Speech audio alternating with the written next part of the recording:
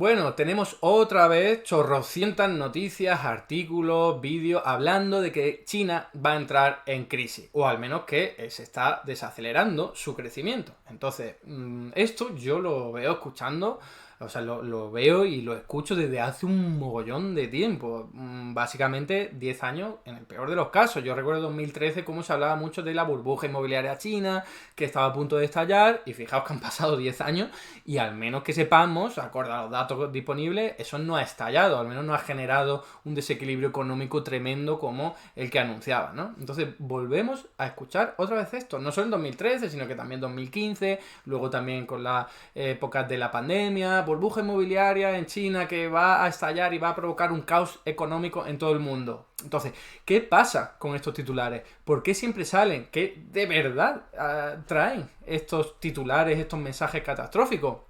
Esto es lo que voy a intentar analizar a continuación para ver qué parte hay de verdad en ello y qué parte hay de exageración, de más de deseo, de que a China le vaya mal por parte de Occidente o al menos de algunos medios de comunicación.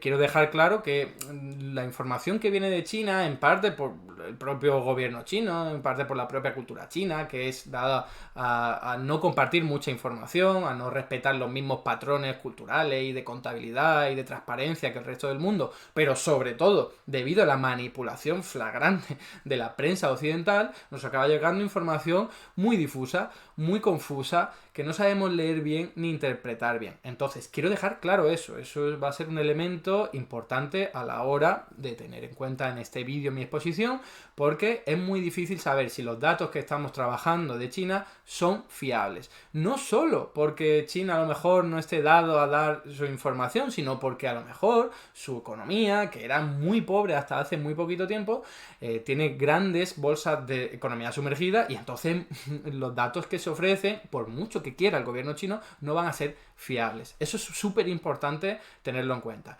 Segundo elemento que hay que tener en cuenta antes de ponernos a ello es que yo me he trabajado el tema todo lo posible, yo soy experto en política monetaria, en política fiscal, pero no en economía china. Y sin embargo, yo he hecho lo mejor que he podido para analizar el tema conjuntamente con mi fondo de armario, con mi intuición y con, bueno, pues mi know-how o con mi experiencia a la hora de analizar economías o al menos la macroeconomía de algunos países, pues voy a intentar analizar lo que está ocurriendo en China y hasta qué punto es cierto eso de que nos venden tanto de que China va a entrar en una crisis inmobiliaria o lo que sea, o de cualquier otro tipo, ¿no?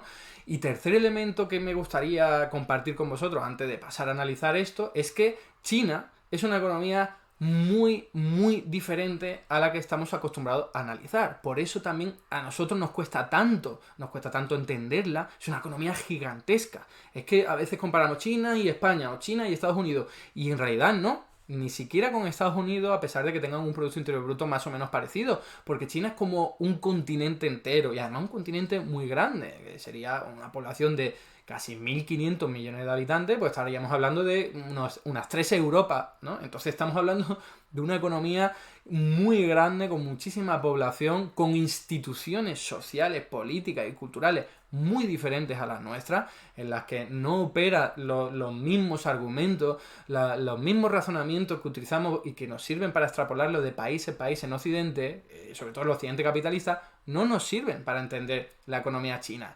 Que sí, que tiene grandes dosis de capitalismo, ya lo sabemos, pero también tiene grandes dosis que no tienen nada que ver con el capitalismo, como que toda la tierra es pública, toda la tierra de China corresponde al Estado, ¿no? Entonces eso lo cambia todo. Y no solo eso, hay muchísimas otras instituciones, otras señales, otras reglas que lo modifican todo y que hacen mucho más difícil que podamos entender la economía china, o al menos que la podamos entender de nuestros criterios a los que estamos acostumbrados a analizar España, la economía europea, Estados Unidos, incluso Japón, que Japón es una economía oriental, pero bueno, de cultura occidental, que es muy difícil también de entender desde nuestros parámetros, pero lo de China es otra liga, es otro rollo. Entonces me gustaría dejarlo claro, porque vemos a periodistas que no se han informado lo más mínimo sobre China y ven un dato que no lo entienden ni siquiera cómo se ha elaborado en China y sacan sus propias conclusiones, por supuesto, erradas, porque ni entienden la economía china, ni siquiera entienden de economía heterodoxa, que es mucho más rigurosa que la ortodoxa, ¿no? Hechas esas tres apreciaciones, vamos a analizar los datos sobre China y yo voy a intentar pues dar una visión lo más aséptica y objetiva y rigurosa posible para entender si de verdad está China en una crisis o va a entrar en una crisis inmobiliaria o algo parecido. Para empezar, vamos a ver cuál es el crecimiento económico de China en los últimos años y en la actualidad. Aquí podéis ver en este gráfico como en la barra morada o oscura sería el crecimiento del Producto Interior Bruto, un indicador que ya sabéis que tiene mucho sesgo y sobre todo en China donde no se puede medir bien porque hay una economía sumergida tremenda, os recuerdo, un continente entero que hasta hace muy poquito tiempo pues no había ningún tipo de transparencia ni de contabilidad y lo sigue habiendo, es decir, sigue ocurriendo esto en muchas regiones de China interior. Entonces, lo tenemos que coger con pinzas, queramos o no. Pero bueno, son los únicos datos que tenemos. Vamos a ver cómo ha evolucionado ese indicador que sirve para medir la riqueza de las economías, ¿no? Bueno, pues ha tenido un crecimiento absolutamente épico, extraordinario, algo inigualable por ninguna otra economía en ningún otro momento de la historia, antes del año 2013. ¿Vale? Antes del año 2013. Pero es que después del año 2013 no se queda corto para nada. Aquí podéis ver cómo tiene tasas de crecimiento en promedio superiores al 5%.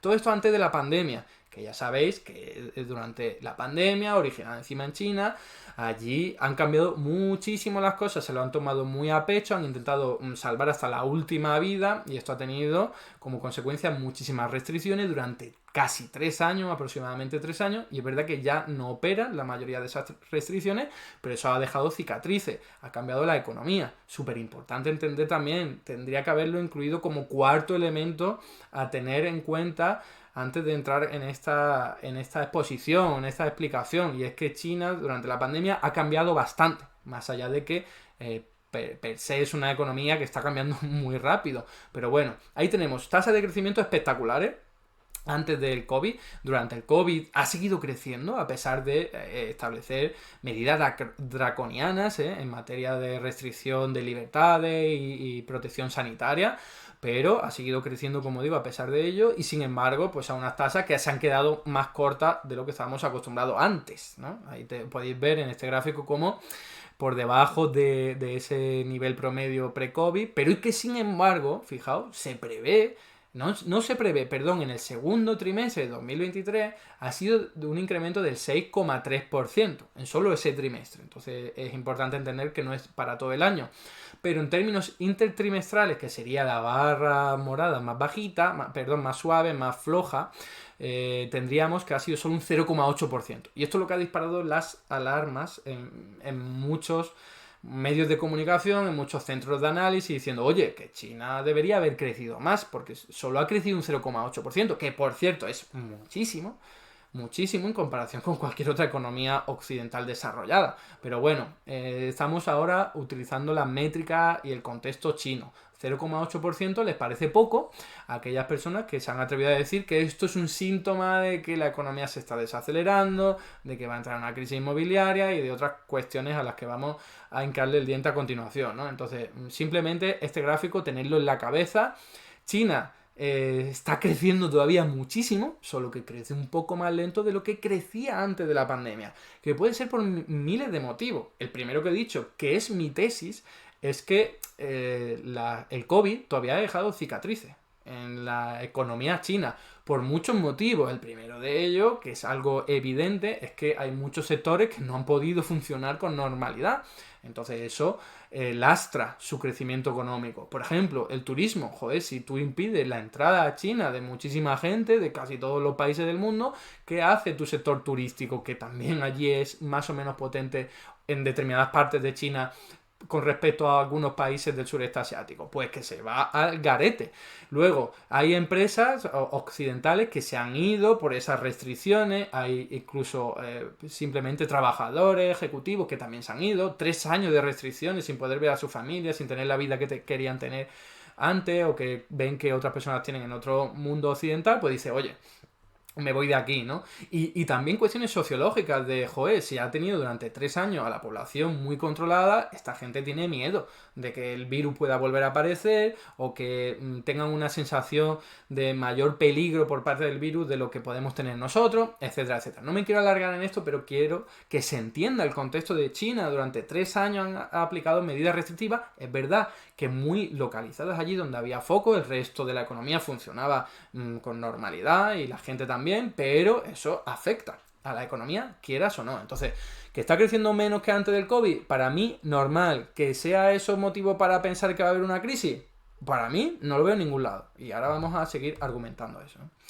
Fijaos, el crecimiento económico de China, aquí lo podéis ver en otro gráfico, ha sido espectacular, simplemente para que lo veáis, desde 1989 ha crecido en 14 veces, como un indicador que ya sabemos sesgado, no sabemos cómo de bien medido, seguramente muy mal medido, pero 14 veces ha aumentado. Es que la eurozona en ese tiempo, los países correspondientes a la eurozona, solo han aumentado 1,6, o sea, se han multiplicado por 1,68. Y China por 14 veces. O sea, una maldita locura, es verdad. Como yo muchas veces digo en este canal, que cuando se parte de niveles aritméticos bajos es mucho más fácil ofrecer tasas de crecimiento relativo altas. Esto es lógica aritmética básica. Pero a pesar de eso, estas tasas de crecimiento son espectaculares, ¿no? Otro indicador que ha llamado mucho la atención y que también ha hecho saltar las alarmas. En China, que no suele haber mucha inflación y de hecho se han librado de tasas de inflación muy elevadas durante la pandemia, debido en parte a sus restricciones, debido en parte a su economía que está muy muy regulada en muchos sectores, pues ha habido en julio de 2023 una tasa de inflación negativa. Eso quiere decir que los precios en promedio han bajado. Y esto, aparte de que es anormal en una época de inflación post-pandémica como la que está sufriendo todo el mundo, es también anormal en un momento en el que no hubiese problemas por COVID, porque en las economías desarrolladas, cuando hay reducción de precios, no reducción de la inflación, que es la tasa de variación de los precios, cuando hay reducción de precios, prepárate, porque suele ser síntoma de que la economía está en recesión o está en depresión, porque si no, ¿por qué los empresarios van a bajar los precios de sus productos si no es porque no tienen suficientes clientes que le van a comprar? Entonces dices, bajo los precios y así me viene más gente a comprar y se animan, ¿vale?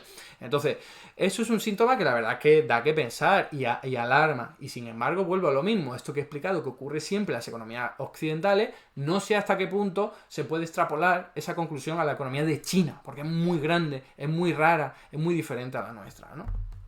Pero si cogemos la panorámica total para ver China, pues fijaos, tuvo tasas de inflación muy elevadas en los años 80, también en los 90, pero desde que se estabilizó raramente ha superado el 5% anual y solo ha tenido tasa de inflación negativa en momentos de crisis. Ahí lo podéis ver, en el año 2001, en el año 2008 y ahora en el año 2023, concretamente en julio. Entonces, es lógico, es comprensible que haya gente llevándose la mano a la cabeza y diciendo China huele a recesión. Es comprensible. Y ya os digo, yo no sé si China va a entrar en recesión o va a entrar en una crisis inmobiliaria y tal. Lo que sé es que los datos que tenemos no empujan a pensar eso, ¿eh? Porque aquí el de la inflación podemos decir, bueno, es que es solo un mes, entonces vamos a esperarnos a ver qué ocurre a continuación. Pero solo con un mes no tenemos suficiente información. Y además este indicador hay que sumarle todos los demás. Pero bueno, más indicadores que la gente ha interpretado como que es un síntoma de que las cosas no van bien. La evolución de las exportaciones. Concretamente aquí de las exportaciones mensuales en términos interanuales y veis que aunque en marzo y en abril aumentaron, llevamos desde octubre del año pasado cayendo, ¿vale? Entonces las exportaciones chinas no están tan fuertes, a ver, son muy fuertes, son muy cuantiosas, es una cantidad que no nos podemos ni imaginar, ¿eh? Lo que vende China fuera de su frontera. Pero es verdad que últimamente eso está retrocediendo un poquito, es muy poquito, no estamos hablando de... Pero es verdad que lleva muchos meses retrocediendo. Entonces es comprensible que haya gente que haya dicho, oye, aquí está pasando algo, ¿no? Por ejemplo, el saldo por cuenta corriente, que sería la cantidad de dinero que ingresa China por su comercio exterior y también por las transacciones financieras que haga, también está bajando. Pero cuidado, está bajando en comparación con, yo qué sé, ahí podéis ver, agosto, octubre de 2022, pero vámonos a la panorámica completa. Está bajando, pero todavía está en niveles récord anteriores a la de 2010. Entonces, no es que China esté en una situación preocupante o enfermiza, no, es que está bajando en comparación a los absolutos récords que tenía hace muy poquito tiempo, ¿vale? Es que es muy diferente. No es lo mismo decir que China está entrando en recesión a que se está desacelerando. Claro, si tú vas a 200 kilómetros por hora y luego pasas a 180 kilómetros por hora, has desacelerado, pero va muy rápido todavía. Y eso es importante entenderlo, ¿no? Además, ¿qué ha pasado con las exportaciones chinas? Que cada vez se dirigen más afuera del mundo occidental, que sería Japón, Estados Unidos y la Unión Europea. Aquí lo podéis ver en este gráfico. Antes, el 50% de las exportaciones chinas se dirigía a ese mundo occidental y ahora está cerca del 30%. Es la primera vez que China exporta más fuera de esos territorios. Estamos hablando del sureste asiático, sobre todo, de Latinoamérica, de África, de Australia, por supuesto, es un socio comercial muy importante, más, ¿no? Es la primera vez que vende a todos estos territorios más cantidad que a Europa y a Japón y a Estados Unidos, ¿no? Entonces, no es solo que las exportaciones se estén debilitando, es que están reorientándose. Están reorientándose y esto tiene mucho que ver, ya lo sabéis, con cuestiones geopolíticas, con las restricciones al comercio que impuso Trump hace ya bastantes años por parte de Estados Unidos, a la guerra de Ucrania, porque han tenido que reorientarse muchos lazos comerciales que antes pasaban por Rusia, ahora ya no lo hacen tan directamente. ¿Vale? Entonces se ha utilizado mucho pues otros núcleos, otros puertos para este tipo de comercio, y a esto hay que sumarle, que ni duda cabe, que como ha habido inflación, sobre todo en el mundo occidental, ¿no? Que lo notamos nosotros, y se ha aumentado mucho los tipos de interés, pues la gente tiene menos capacidad económica para comprar productos chinos. Entonces las exportaciones de China también se ven debilitadas por ese motivo, ¿no? Y ahora, otro indicador, y ahora ya vamos a ir ya centrándonos en el aspecto más concreto de esa crisis o burbuja inmobiliaria de la que nos hablan, es el crédito al sector privado, ¿no? En este gráfico podéis ver cómo desde el año 2009, 2010, después de la crisis financiera internacional de esos años, el crédito al sector privado chino se disparó. O sea, una cosa muy loca, como ahí podéis ver, que también hay que entenderla en términos relativos. China es una economía gigantesca, con un crecimiento también desorbitado, demasiado acelerado. Entonces es normal que en términos absolutos su crecimiento del crédito privado sea tan espectacular, ¿vale? Porque aquí lo comparamos con otros países emergentes, incluso con la zona euro y con Estados Unidos, y es que todos esos palidecen al lado del crecimiento del endeudamiento privado chino. Pero eso, insisto, solo eso no quiere decir que allí haya una burbuja financiera. ¿Por qué? Porque China está creciendo a unos niveles increíbles, a pesar de que después de 2013 se han desacelerado un poquito, aún así sigue siendo increíble, y es normal que necesiten mucho crédito privado. También normal porque es una economía muy grande, por eso en este gráfico no sale tan grande. Entonces el hecho de verlo así de grande no quiere decir que haya algo malo o que haya una burbuja financiera, que podría ser, ¿vale? Que ya os digo que yo no tengo los conocimientos suficientes, la información suficiente para asegurarlo tajantemente. Pero no, con este gráfico no podemos afirmar que esto sea una burbuja financiera. Más que nada porque las burbujas financieras suelen tener otra forma en los gráficos, otra forma de aumento muy rápido y luego caída muy rápida. Y si os fijáis, ahí a partir de 2016 ya hay una estabilización del crédito privado, que veremos a continuación también en otros gráficos, ¿eh? Por ejemplo, aquí tenéis el ratio de deuda privada sobre el Producto Interior Bruto en China, entre el 85 y 2021, un gráfico extraído de un artículo de Judith Arnal, si no me equivoco, en el Confidencial. Ahí lo tenéis, Judith Arnal, exacto, es una fuente del Fondo Monetario Internacional, y fijaos que sí, que desde el año 2008-2009 el crédito privado aumentó muchísimo, sí, una barbaridad, ¿eh? Pero desde el 100 al 180, casi 200%, y ahí que se mantuvo, sobre todo por la pandemia de China, del COVID, ¿no? Pero fijaos que, por un lado, no son niveles estratosféricos, ahora veremos comparaciones con otros países, y en segundo lugar, las burbujas financieras que yo he analizado, y he analizado muchas, mi tesis doctoral va de burbujas financieras en casi todos los países del mundo, nunca tienen esta forma.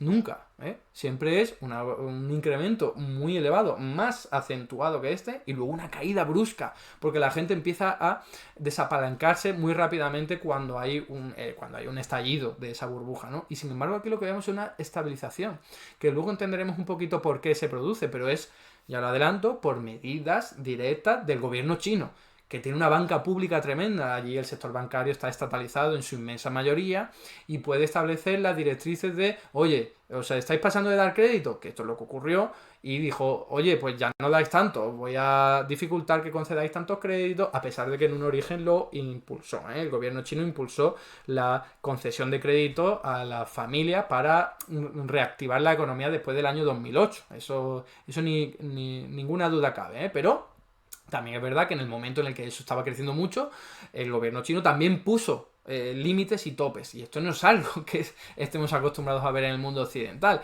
Aquí en el mundo occidental es, pues sobre todo porque los gobernantes que tienen un mandato de 4 años dicen, uff, que a lo mejor aquí hay una patata caliente, pero yo no la voy a pinchar. Que la pinche el siguiente, a ver si tengo suerte y le explota el siguiente.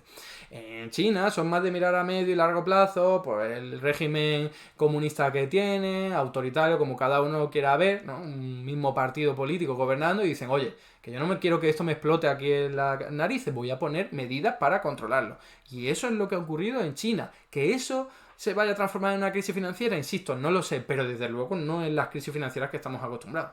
Porque eso habría pinchado ya y no lo ha hecho. Y lo mismo, como veremos ahora, con el precio de los inmuebles. Porque todo ese dinero creado por los bancos privados para financiar al sector privado, son familias y empresas, se ha destinado a comprar vivienda. Y eso aumenta mucho el precio de la vivienda, pero si luego no explota eso, no estamos hablando de una burbuja inmobiliaria, ¿vale? Y es lo que vais a ver a continuación.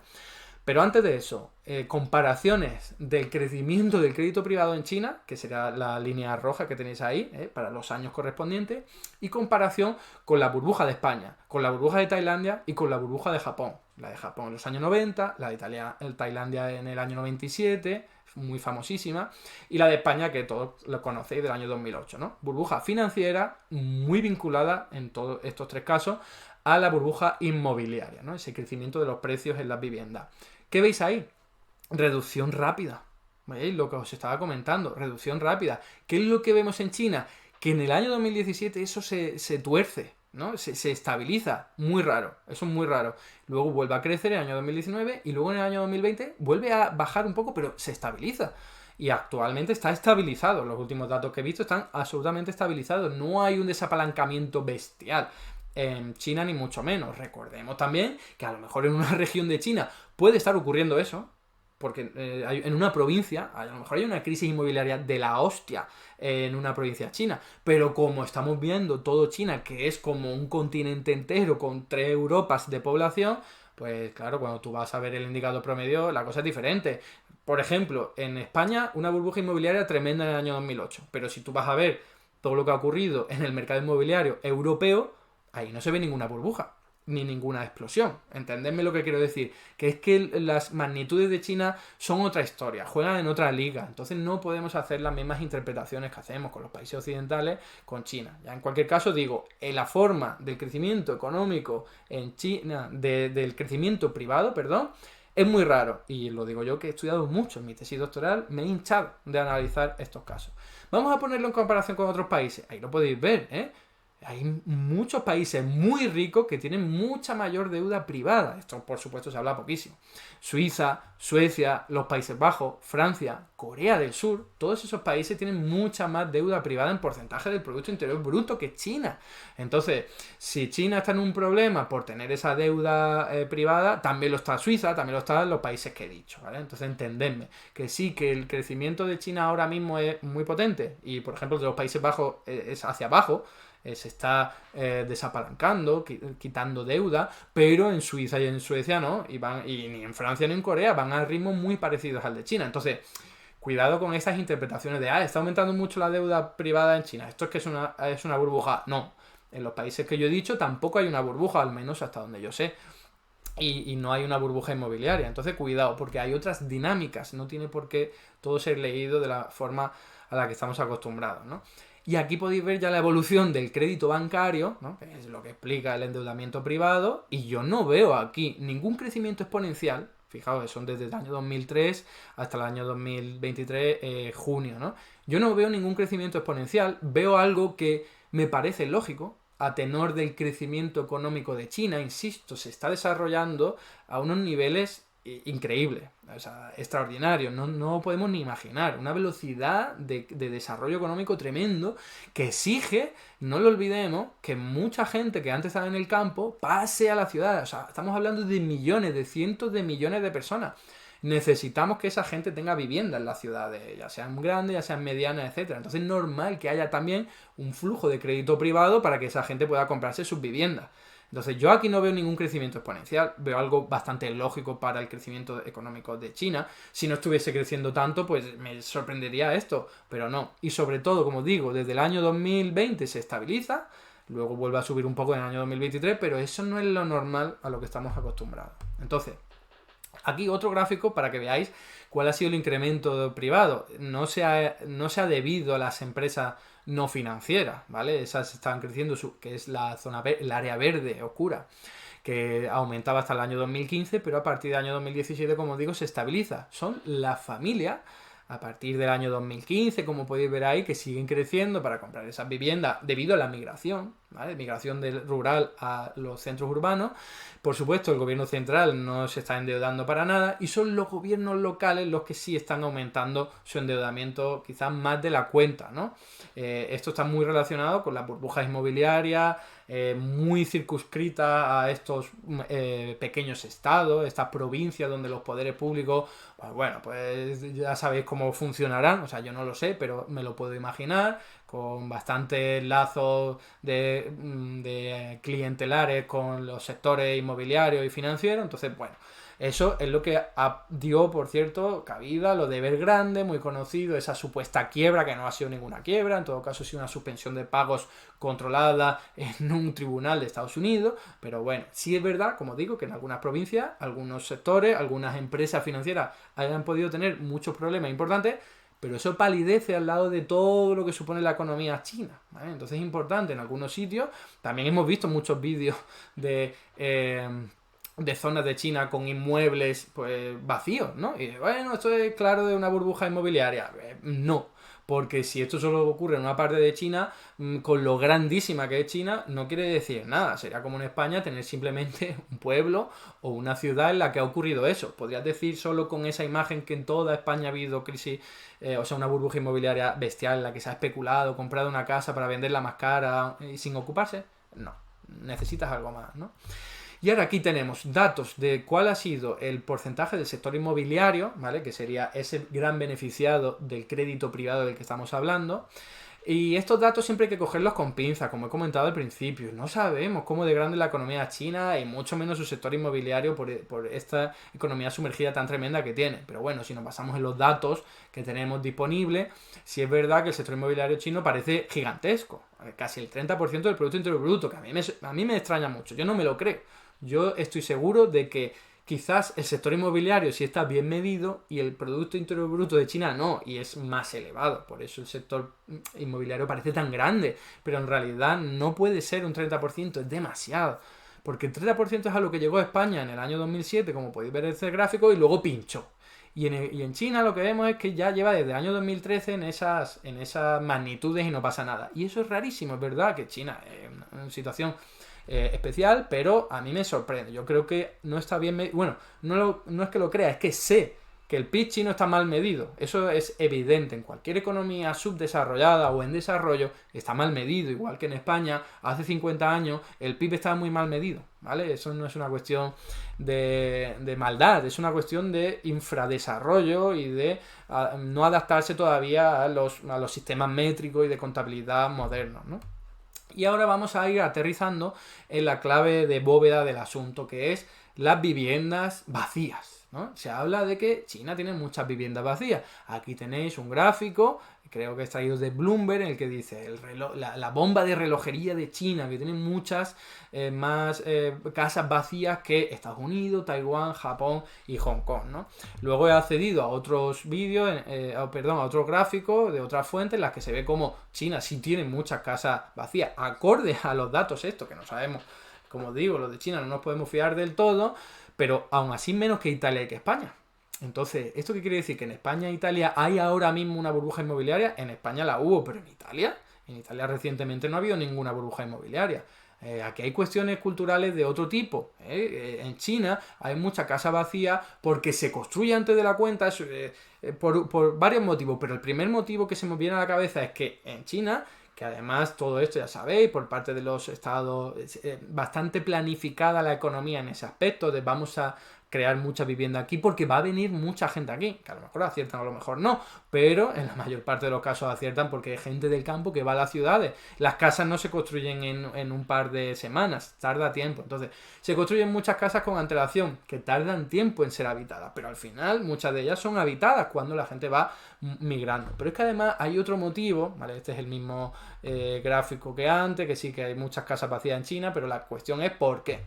Y hay otro motivo que me ha resultado muy interesante después de explorar y de investigar eso, que tiene que ver con cuestiones culturales clarísimas de China, específicas de China, y os dejo un artículo académico muy reciente, de 2023, en el que se explica esto, ¿no? Y tiene que ver con encontrar un ancla, ¿vale? Un espacio físico en el que tu familia, que se está desperdigando en estos tiempos de desarrollo económico tan estrepitoso y tan acelerados que hay en China, pueda reunirse, ¿vale? Es una cuestión que desde nuestra lógica occidental pues no nos cuadra mucho, pero en China parece muy importante tener un espacio, un lugar común al que acceder, y cuando son las reuniones, por las vacaciones o por lo que sea, ¿vale? Os dejo el artículo ahí por si os interesa, porque como digo, hay cuestiones culturales de China que nosotros no entendemos y que luego malinterpretamos y que no somos capaces de darle una explicación acorde a algo más realista, salvo nuestros propios prejuicios, nuestras propias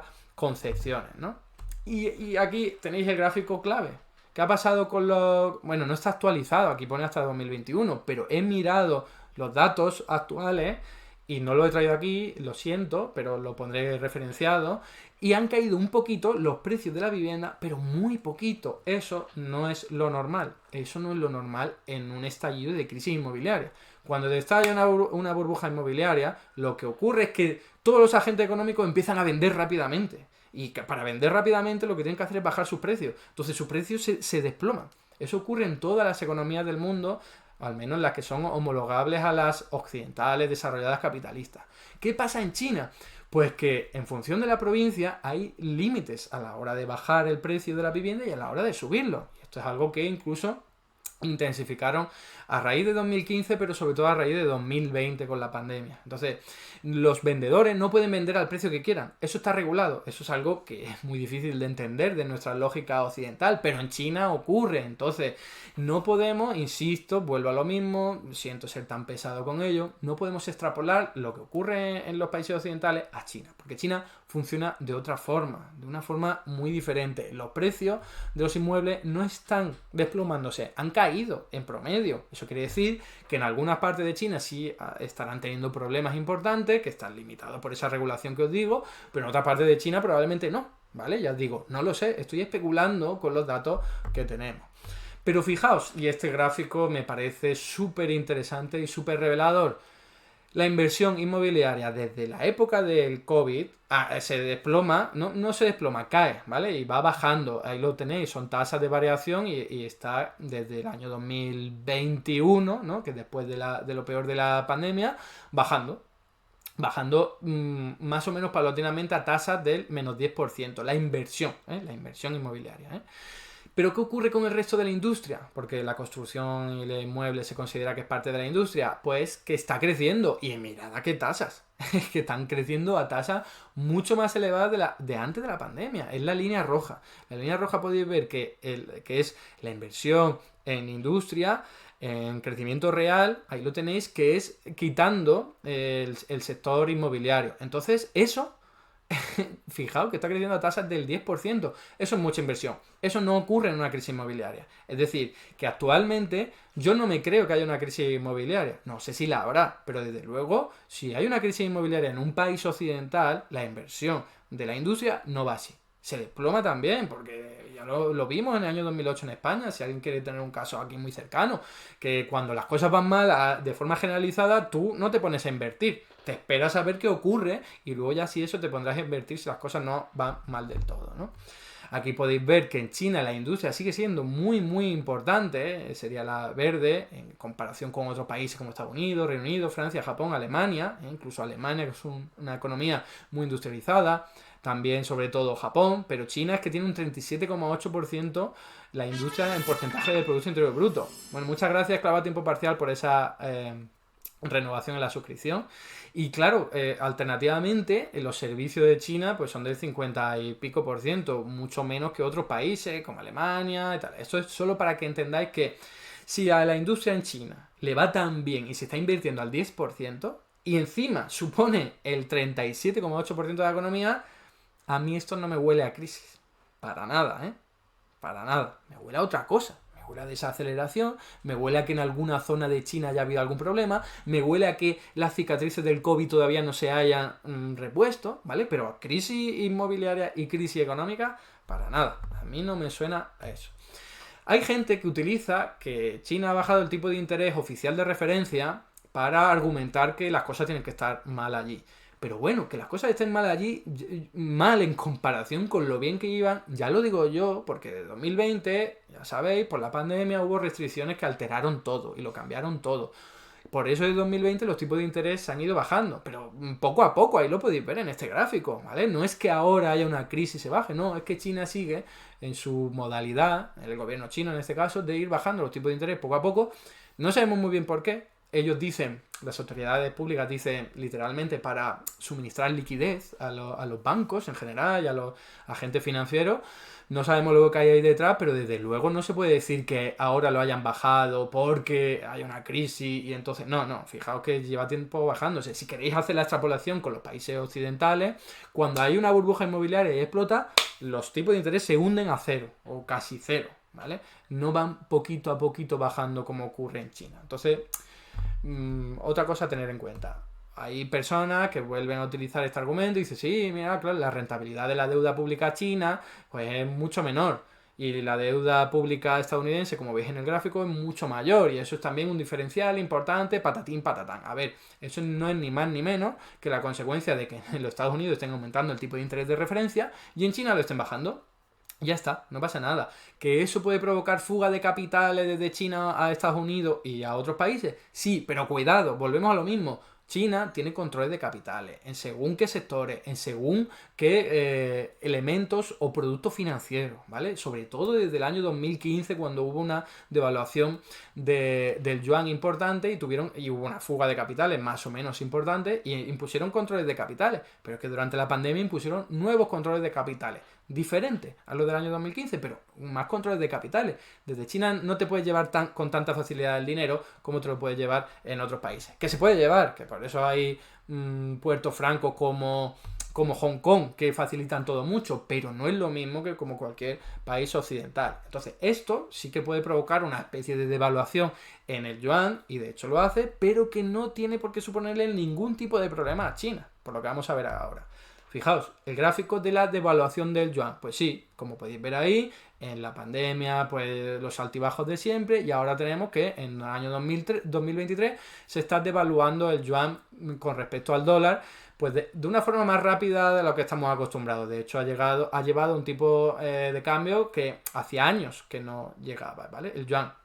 ¿Esto qué supone? Un poco lo que yo he dicho, que hay algunos capitales que están saliendo de China por lo del COVID, porque haya desaceleración, porque en países como Tailandia o Indonesia o en Camboya, pues ahora es más barata la mano de obra y entonces se deslocalizan ahí, aunque no todos, pero algunos sí lo hacen, ¿vale? Entonces, eso no es ningún tipo de problema, por si alguien no conoce cómo funciona el tipo de cambio en China, no está fijo del todo, pero está controlado. Es decir, aquí podéis ver en el gráfico que la barra azul, la línea azul, perdón, es el tipo de cambio del yuan, pero la barra que tenéis por encima y por abajo son el margen de movimiento. El Banco Central chino lo que hace es establecer un 2% sobre este indicador. Entonces no puede subir sobre ese nivel ni bajar por debajo del suelo, ¿no? Es verdad, si os fijáis al final del gráfico, que está cada vez más cerca del suelo. Lo que quiere decir que las autoridades chinas no están respondiendo con celeridad a tenor de lo que le está pidiendo el mercado financiero. Se está devaluando más de lo que le gustaría al gobierno chino. Pero ¿qué pasa? Que eso no es ningún problema para el Banco Central de China. El Banco Central de China está, ¿cómo decirlo?, inundado de dólares. Es una cosa muy loca, porque llevan muchas décadas vendiendo muchos productos fuera que se venden en dólares. Entonces, el Banco Central de China lo que hace es acumular dólares, acumular dólares. Fijaos aquí que hasta el año 2014 el crecimiento fue exponencial. Después bajó y se estabilizó, pero no porque dejaran de vender productos en dólares, sino porque lo que hacían era utilizar los bancos estatales, que son públicos, obviamente, en China, para ir acumulando las reservas en dólares y que no cantara tanto en el Banco Central, ¿vale? Y también para invertir, luego, ya sabéis, en África, en Latinoamérica, en el sureste asiático, a través de estos bancos estatales que tienen tanta influencia política y comercial en otras zonas, que es la estrategia reciente de China, como todos bien sabéis, ¿no? Entonces, aquí tenéis más gráficos de cómo las reservas en dólares de China oficialmente son de 3 billones, y no me he equivocado, 3 billones con B, una maldita locura, pero que puede que sean hasta de más de 1 billón de dólares contando los bancos estatales a los que he hecho referencia. ¿Qué quiere decir esto? Que China, si se ve que su moneda, el yuan, se devalúa mucho, lo que hace es comprar yuan con los dólares y así lo que hace es recomponer su tipo de cambio. O sea, no tienen un bazooka casi ilimitado. Estamos hablando de casi 4 billones de dólares, o sea, una maldita locura. Entonces, eso es muchísimo dinero que tiene China en su poder, ¿vale? Aquí hay más gráficos que no quiero aburrir porque creo que la idea ha quedado clara. Me vengo aquí para las conclusiones y terminamos.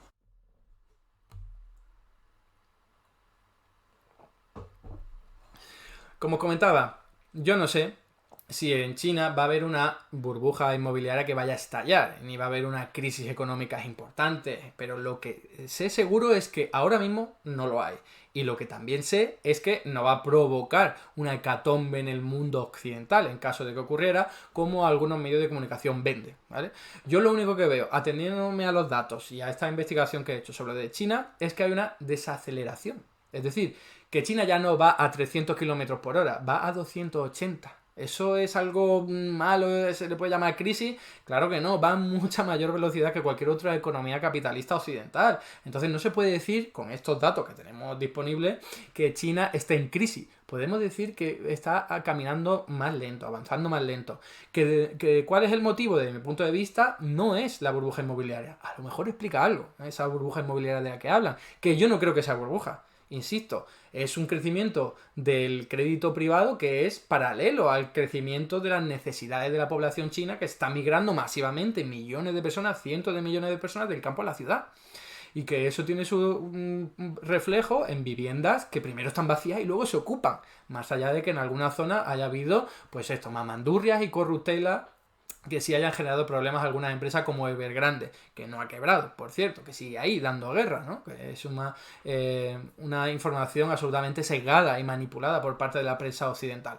Entonces, lo único que yo tengo claro, teniendo en cuenta que hay mucha incertidumbre aquí, es muy difícil posicionarse tajantemente, es que ahora mismo no hay ninguna crisis económica en China, que hay una desaceleración, pero que desde mi punto de vista no tiene mucho que ver con esa, en teoría, burbuja inmobiliaria, ni con el sector inmobiliario. Tiene más que ver con las cicatrices que ha dejado todas las restricciones sanitarias durante 3 años por el COVID en China. Tiene que ver con la regulación y los aranceles que ha puesto Estados Unidos y todas las limitaciones y sanciones que ha puesto Estados Unidos a China, y tiene que ver también con que en Occidente tenemos unos precios desorbitados, unos tipos de interés que se han elevado y tenemos menos capacidad económica para comprar productos a China, que eso es algo que le afecta, no que le vaya a hundir ni mucho menos. Yo eso no veo en los datos, insisto, Puedo equivocarme, pero lo que tengo clarísimo es que yo no voy a posicionarme tajantemente como hace mucho diciendo China se va al garete, va a entrar en una crisis, no sé qué. Pero ¿de dónde sacan eso? No tienen ningún tipo de solidez argumentativa ni de datos para poder sostenerlo. Yo soy mucho más precavido, me baso en los datos que hay, en la información que tengo y digo, yo no veo eso. No sé si ocurrirá, pero yo no veo eso. Y pongo en duda que lleven desde el año 2013 pues vendiendo esta crisis y este estallido de la burbuja inmobiliaria china que nunca ocurre. Entonces, me parece a mí que eso tiene más que ver con deseos que con la realidad. A ellos, la prensa occidental, los círculos de poder en Occidente, parece que quieren que a China le vaya mal, pero la realidad no habla de eso. Hasta aquí el vídeo de hoy. Muchas gracias por estar ahí y si te ha resultado interesante, no dudes en comentar, darle like y compartir, que la teoría económica dominante no se combate sola.